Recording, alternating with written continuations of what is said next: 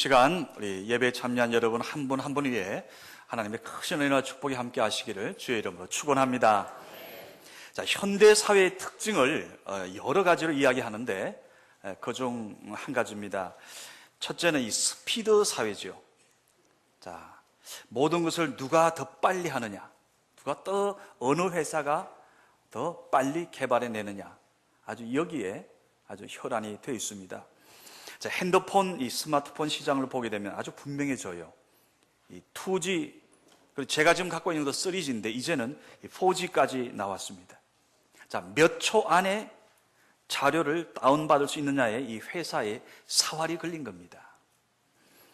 자, 옛날에는 우리가 가마솥에 불을 떼서 한참을 기다려서 이 고슬고슬한 밥을 먹었더랬습니다. 근데 우리가 지금 살고 있는 시대는 라면입니다. 그것도 신라면. 10분, 15분 끓여 먹는 라면이 이제 길다고요. 컵라면이 나왔어요. 물 붓고 한 2, 3분이면 만들어집니다.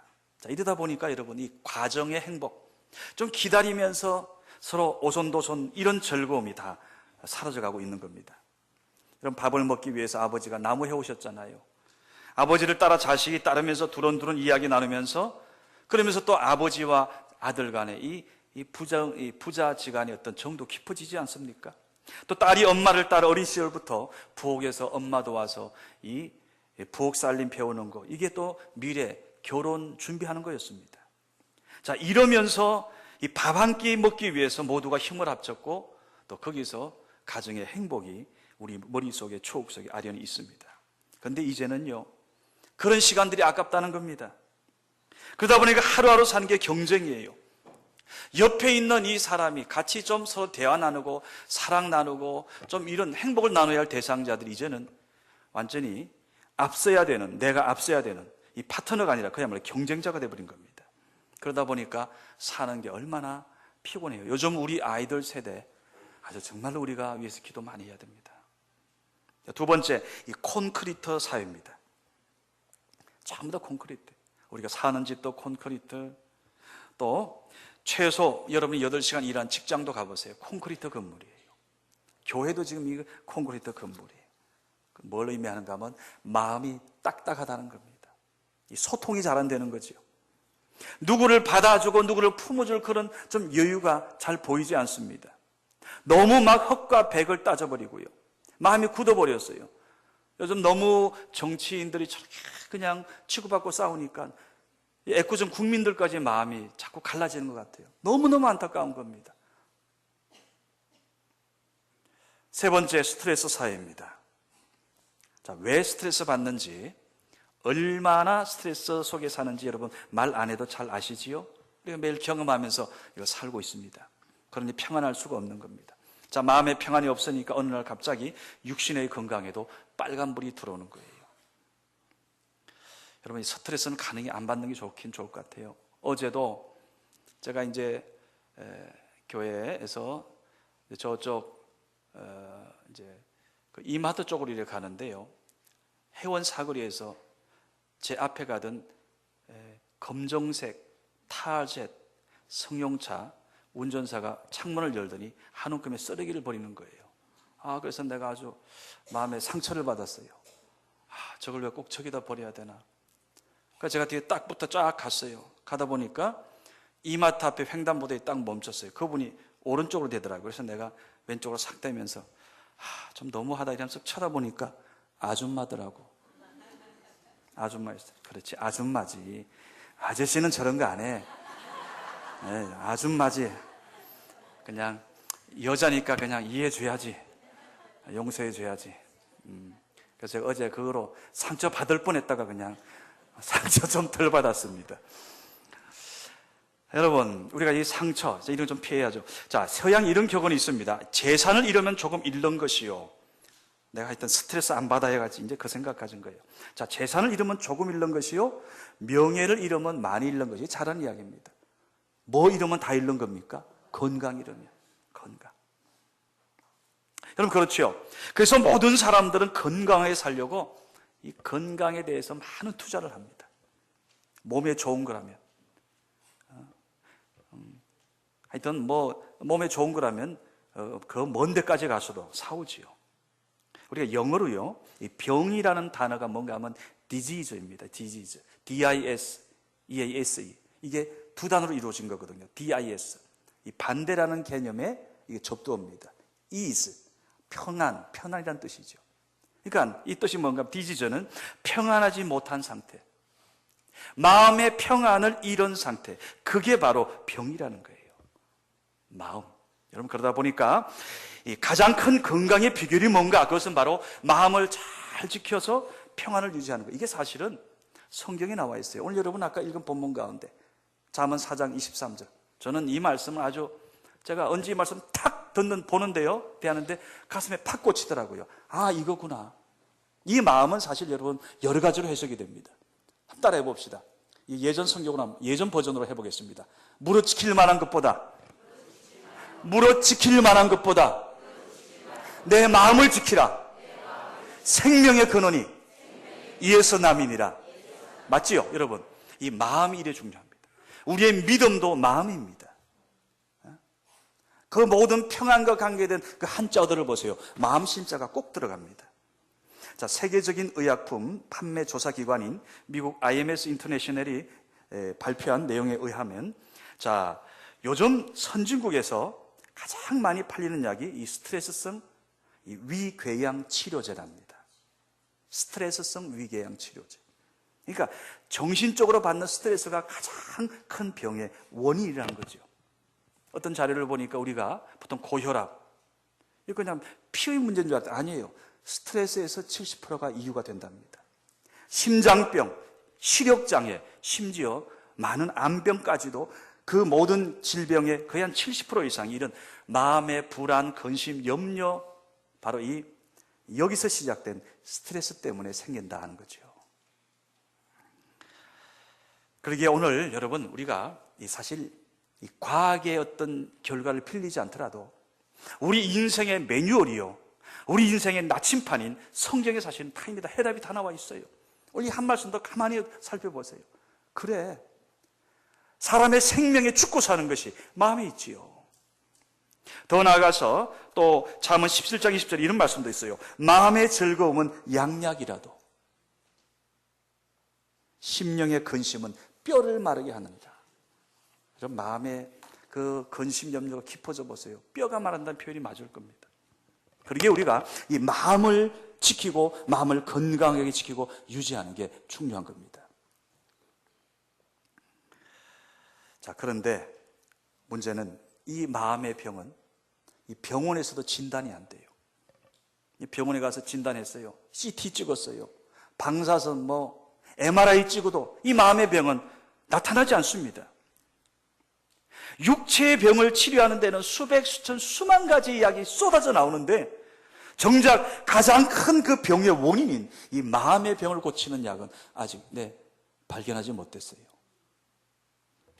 여러분, 미움과 시기에 이런 병을 고치는 치료약이 약국에 있습니까? 의처증, 의부증 치료하는 약이 있어요? 있으면 한번 가져와 보세요. 아마 노벨상 받을 겁니다. 불만, 불평, 혈기, 원망 고치는 약이 병원에 있더냐고요? 없지요. 없습니다. 이런 마음의 병들은 세상 어떤 약으로도 고칠 수가 없는 겁니다. 여러분, 이런 마음, 이런 상한 마음들, 상처를 치료하는 분이 바로 성경에 오늘 있습니다. 성경에. 제가 그 기억이 납니다. 일산에서 병원을 운영하시던 저희 그 친척 장로님, 지금 이제 목사님 되셨어요. 선교사로 나가셨죠. 전에 우리 교회도 한번 오셔서 말씀 전했습니다. 자, 이분이 질병을 치료한 데이터를 모아보니까 이런 결론이 나오더랍니다. 자, 어떤 병에 걸리더라도 우리의 몸이 자연적으로 이겨낼 수 있는 병이 대략 60 내지 70%가 된답니다. 그러니 지금 우리가 사실 모르고 지나가는 병이 많다는 거예요. 저도 예전에 깜짝 놀랐어요. 예전 섬기던 교회에서 그 종합병원 운영하시던 그 안수 집사님이 우리 교육자들 전체 건강검진을 한번 해줬어요. 그 많은 아주 돈을, 자기 사실을 보면 그거 비싼 거죠.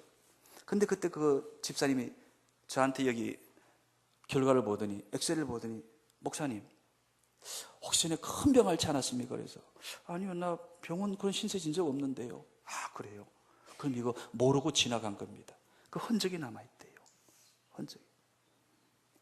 그렇습니다. 하나님께서 우리의 몸이 자연적으로 이길 수 있도록 그렇게 한 60, 70%의 질병은 하나님께서 애초에 우리의 몸에 그런 면역력을 주신 겁니다. 그리고 나머지 25%, 우리 이 목사님의 표현이고요. 나머지 그 25%가 병원에서 의사들의 도움을 받아 치료할 수 있다는 거예요. 본인이 통계를 내보니까 그렇더랍니다. 그 다음 마지막 10%가 있습니다. 이 10%는 세상에 어떤 의사들도 못 고친대요. 이 병은 못 고친다는 거예요. 10% 범위 내에서. 특히 그게 마음의 병이 더 그렇다는 거예요. 마음의 병. 그러면 오직 하나님의 치유의 손이 임할 때 치료되더라. 그 목사님의 간증입니다. 그럼 오늘 이 시간 자비의 아버지시요 모든 위로의 하나님이신 우리 고린도후서 1장 3절 말씀대로 여러분 중에 그 마음의 질병, 마음의 병을 오늘 하나님 앞에 내어놓고 하나님의 치유의 길을, 치유의 은혜를 경험하는 복된 시간 될 수 있기를 주의 이름으로 축원합니다. 자, 첫 번째 마음의 병. 이것은 하나님의 말씀이 치료약입니다. 하나님의 말씀. 시편 107편에 나오는 말씀입니다. 이에 그들이 고통 때문에 여호와께 부르짖으매 그가 그들의 고통에서 그들을 구원하시되 그의 말씀을 보내어 그들을 고치시고, 할렐루야, 그의 말씀을 보내시고 그들을 고치시고 위험한 지경에서 건지시는도다. 할렐루야. 여러분, 우리가 마음의 병이 있을 때, 우리 어떤 큰 고통의 질병에 짓눌려 있을 때, 하나님 앞에 나 고쳐달라고 아뢰을 때 하나님은 우리에게 그의 말씀을 보내어 깨끗하게 치유해 주시는 겁니다. 미국의 그 알렌 목사님이 쓴 하나님의 치료법이라는 책이 있습니다. 이 책에서 그분의 그 치료법 4가지를 거기에 이야기합니다. 예를 들어서 시편 23편, 또 산상수훈의 말씀, 그리고 주기도문과 여러분이 매번 예배 때 우리가 고백하는 이 사도신경. 자, 그리고 영적으로 마음의 병든 수많은 사람들이 이 4곳의 말씀을 통해서 마음의 병을 치료했다고 간증합니다. 그 내용 가운데 이런 게 있어요. 어떤 회사원이 직장생활을 잘했습니다. 그리고 전무까지 올랐어요. 여러분, 한 직장에서 이 전무, 이사 이런 데 자리에 오르는 거는 이 사람은 대단한 사람들이지요. 피나는 노력을 해서 거기까지 올라가는 겁니다. 자, 그런데 문제는 이 사람이 그 정도로 이제 올라가게 되자 조금 나사가 풀린 것 같아요.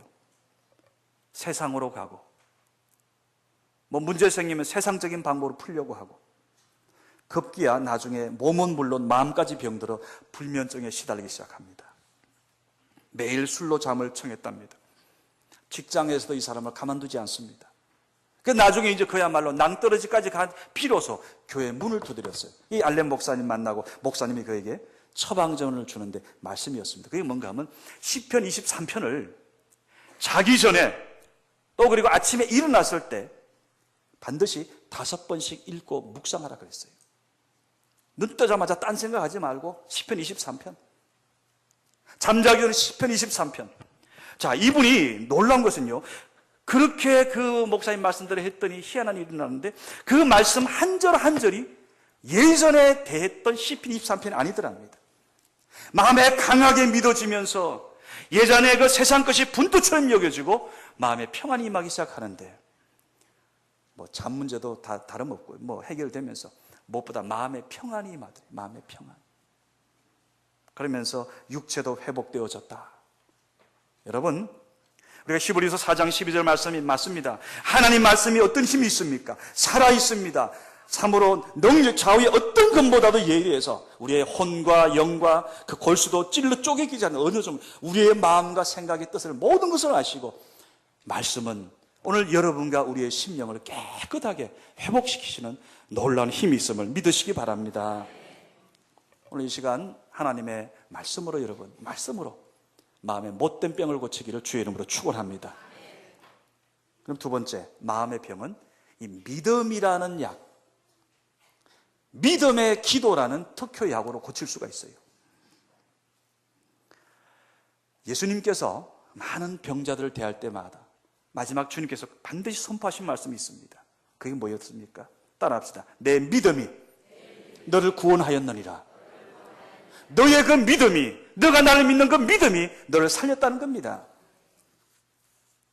여러분, 육체의 병을 믿음으로 고쳤다면 마음의 병도 믿음으로 고칠 수 있죠. 그래서 야고보서 5장에 보니까 뭐라 그래요? 믿음의 기도는 병든 자를 치유하리니 주께서 그를 일으키시리라.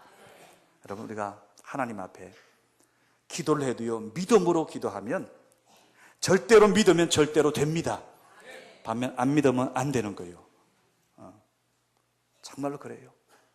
우리가 이번 기도의 대행전을 통해서 여러분, 많은 분들이 저한테 얘기해요. 목사님, 이번 이런 은혜 받았습니다. 이런 응답 받았습니다.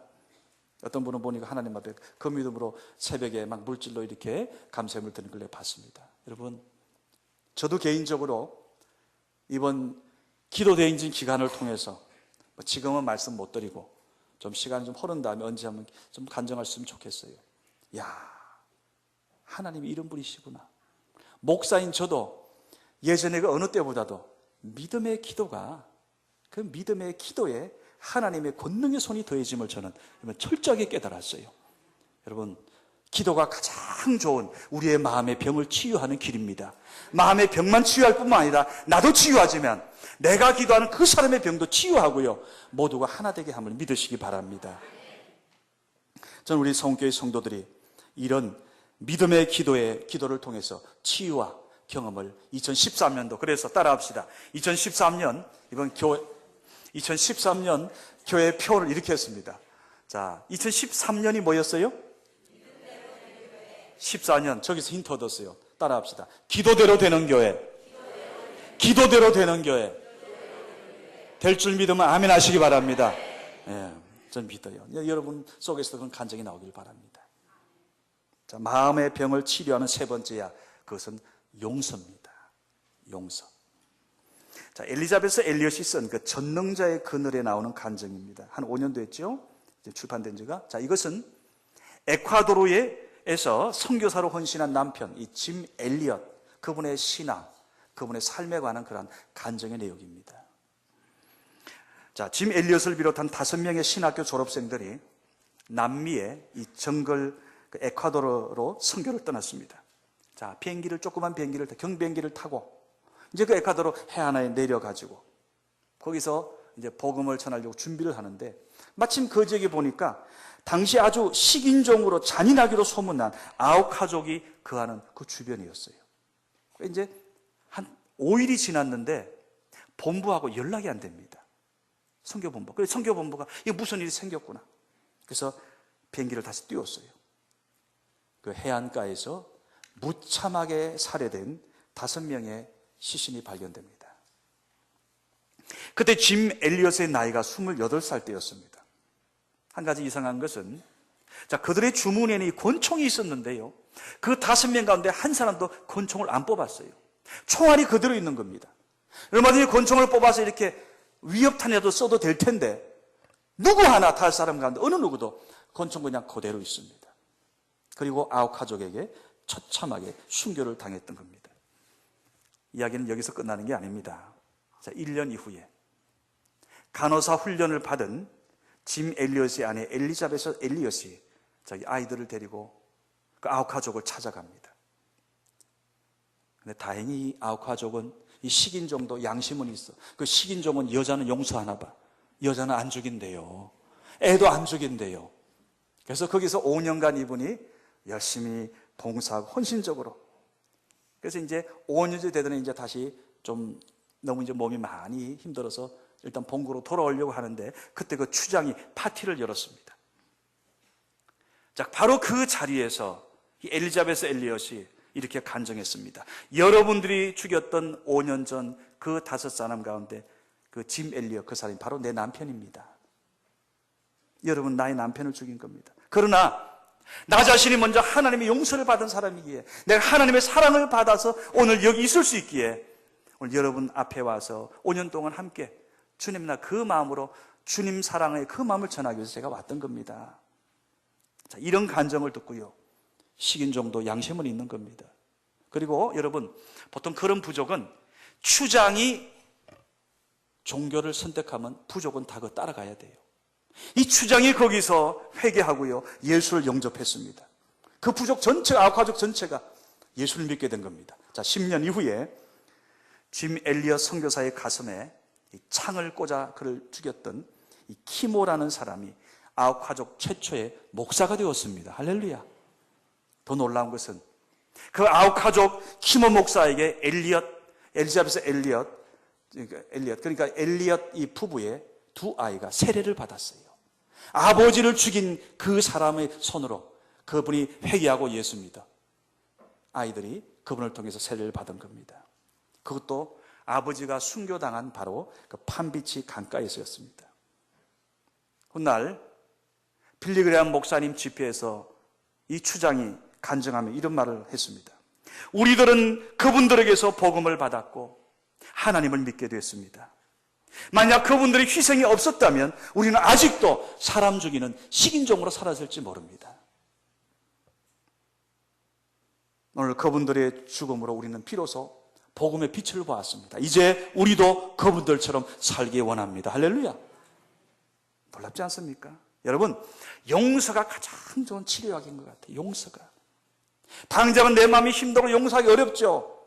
괴롭죠. 그러나 여러분, 그것을 이기고 주님으로부터 받은 그 사랑을 생각하며 내가 용서를 받았는데, 내가 용서할 수 있다면 그 사람도 살리지만 사실 내가 사는 겁니다.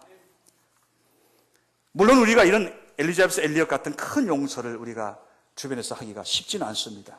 그러나 우리 삶 가운데 작은 용서들을 경험할 수 있어요. 예전에 특별 새벽 기도회 때 이야기입니다. 그 마지막 금요일 새벽이었는데요. 그날 제가 너무 서둘러 급히 교회 오느라고 주차장으로 내려보니까 개인 택시가 앞에 주차되어 있었습니다. 그럼 차는 자꾸 늘어나고 이 주차 공간이 좁다 보니까 그렇게 이중 주차하는 겁니다. 자, 바쁜 와중에 이제 그 차를 밀어서 옮기고 저희 차를 뺐어요. 그리고 나서 다시 원상을 딱 복귀시키는데 웬걸요? 제가 보니까 제 차하고 그 개인 택시 꽁무니 옆구리 문이 서로 부딪혀가지고 걸힌 거예요. 물론 개인 택시가 많이 걸힌 건 아니지만 하여튼 자세히 보면 걸혀 있어요. 자, 여러분, 내 차 먼저 보게 되잖아요. 내 차를 보니까 제 차가 오히려 더 걸혀 있더라고. 걸기는 내 차가 걸었는데 내 차가 더 걸혀 있고 그 개인 택시 운전자는 좀 적게 걸혀 있어요. 자, 그래서 제가 휴지로 한번 닦아봤어요. 그 닦이나 안 닦이나.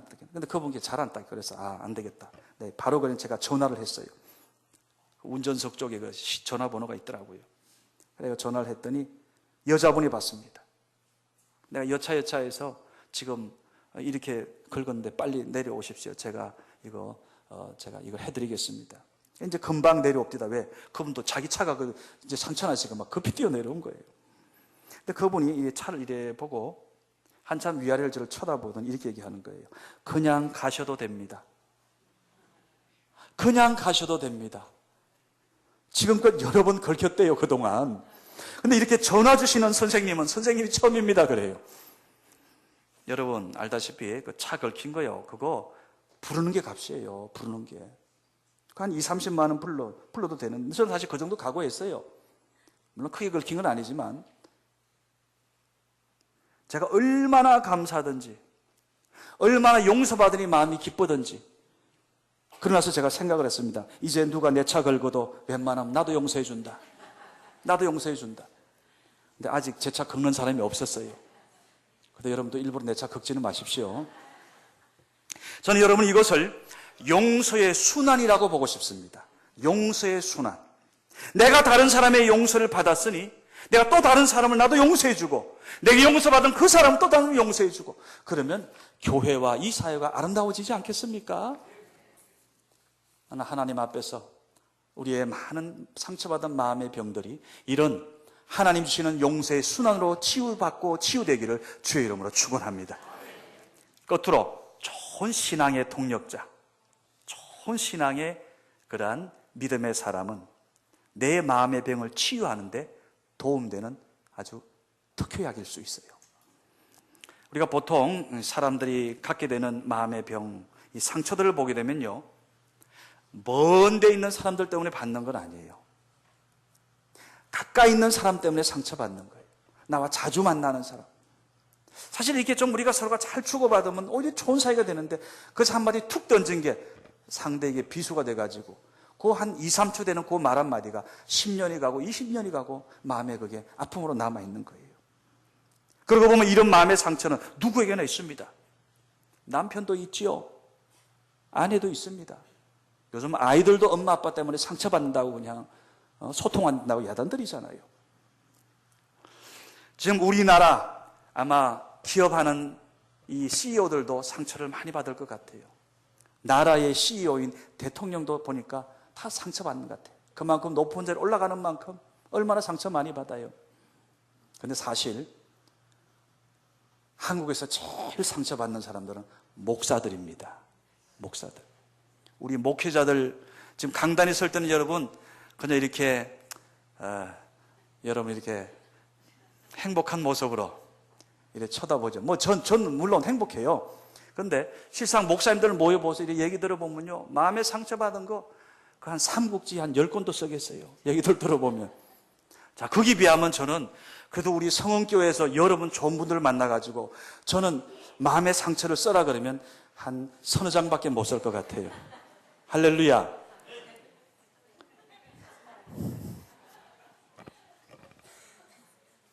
근데 이게 어쩔 수 없는 게 여러분 성경에 보니까 사도 바울이 상처를 많이 받았어요. 고린도후서 11장 23절에도 보니까 내가 너무너무 상처를 많이 받았다. 내가 매도 수없이 맞고 여러 번 죽을 뻔했고 돌로 맞기도 하고 온갖 위험을 다 겪었고 헐벗고 굶주렸다. 그러면서 심지어 갈라디아서 6장 17절에 보니까 내 몸에 내가 예수의 흔적을 가졌다까지 말합니다. 이건 뭔가 하면 좋은 의미가 아닙니다.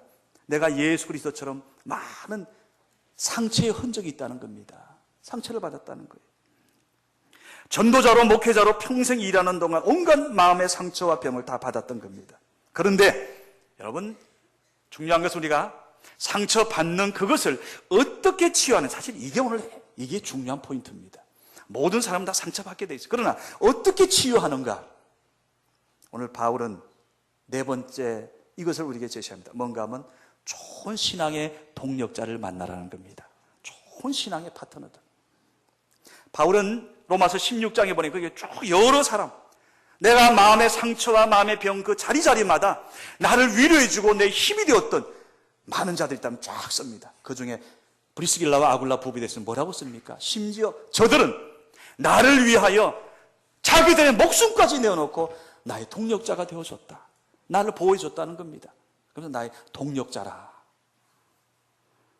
바로 끝까지 함께 손잡아준 동력자들 때문에 바울은 크게 위로받고 세임을 얻고 하나님의 일을 끝까지 감당할 수 있었던 겁니다. 전 원합니다. 여러분 모두가 서로가 서로에게 하나님이 보내시는 최고의 동력자가 되기를 주의 이름으로 축원합니다. 여러분, 우리가 상처 주는 사람 만나면 상처받지만은, 상처 투성이가 되지만은 나를 위로하고 나를 격려하고 내 손 잡아주고 나를 이해해주고 나를 위해 기도해주는 이런 동력자들, 얼마나 축복인지 모르는 거예요. 그래서 여러분, 이 주일날 대예배만이 아니고, 그래서 이 소그룹 모임에 참여하는 게 필요합니다. 구역 소그룹을 참여하세요. 또 기도하는 모임들이 있잖아요.